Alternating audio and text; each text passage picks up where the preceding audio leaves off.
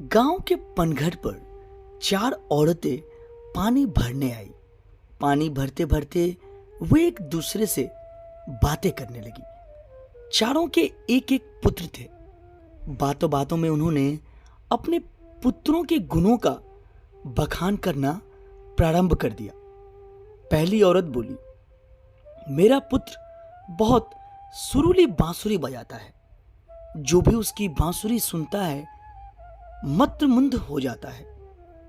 मैं ऐसा गुणवान पुत्र पाकर बहुत प्रसन्न हूं। दूसरी औरत बोली, मेरा पुत्र बहुत बड़ा पहलवान है। इस गांव में ही नहीं बल्कि दूर दूर के गांव में उसकी बहादुरी का डंका बजता है। ऐसा गुणवान पुत्र भगवान सबको दे। तीसरी औरत कहा पीछे रहती। वह बोली, मेरा पुत्र कुशांग बुद्ध है। उससे अधिक बुद्धिमान इस पूरे गांव में नहीं। लोग अपनी समस्याओं लेकर उसके पास आते हैं। मैं ऐसा पुत्र पाकर धन्य हो गई। चौथी औरत ने सबकी बातें सुनी लेकिन कहा कुछ भी नहीं। इस पर वे औरत उससे कहने लगी, बहन तुम भी तो कुछ कहो। तुम्हारे पुत्र में क्या गुण है? कोई नहीं कोई गुण तो उसमें अवश्य होगा।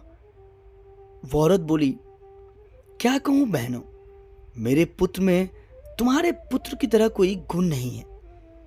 उसकी बात सुनकर तीनों औरतें ने गर्व ने अपना सिर उठा लिया।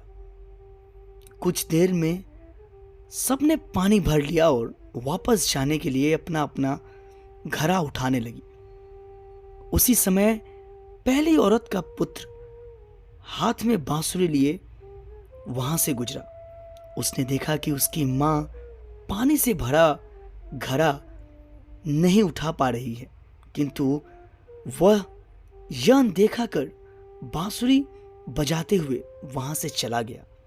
दूसरी औरत का पहलवान पुत्र कुछ ही दूर पर मुद्र घुमा रहा था। उसकी मां कुएं से घड़ा उठाकर जैसे ही उतरी उसका पैर फिसल गया। किसी प्रकार वह संभल गई, किंतु पहलवान पुत्र अपनी मां को नजर उठाकर देखने के बाद भी उसके पास नहीं आया और अपनी कसरत में लगा रहा। तीसरी औरत का पुत्र भी वहां से किताब पढ़ते हुए निकला। उसकी मां ने उससे कहा, पुत्र मैं दोनों हाथों से घड़ा पकड़े हुए हूं। ये रस्सी जरा मेरे कंधे पर डाल दे। लेकिन वह अपनी मां की बात अनसुनी कर वहां से चला गया। तभी चौथी औरत का पुत्र वहां आया।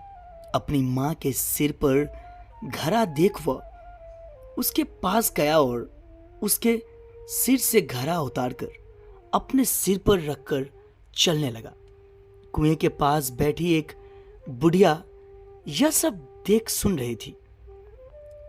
वह बोल पड़ी, मुझे तो यहां बस एक ही गुणवान पुत्र नजर आ रहा है, वही जो अपने सिर पर घड़ा लिए जा रहा है। माता पिता की सेवा करने वाले पुत्र से गुणवान पुत्र भला कौन हो सकता है। दोस्तों, अगर ये छोटी सी कहानी आपको अच्छी लगी हो तो प्लीज़ चैनल को लाइक और सब्सक्राइब जरूर करें। कहानी सुनने के लिए बहुत बहुत धन्यवाद।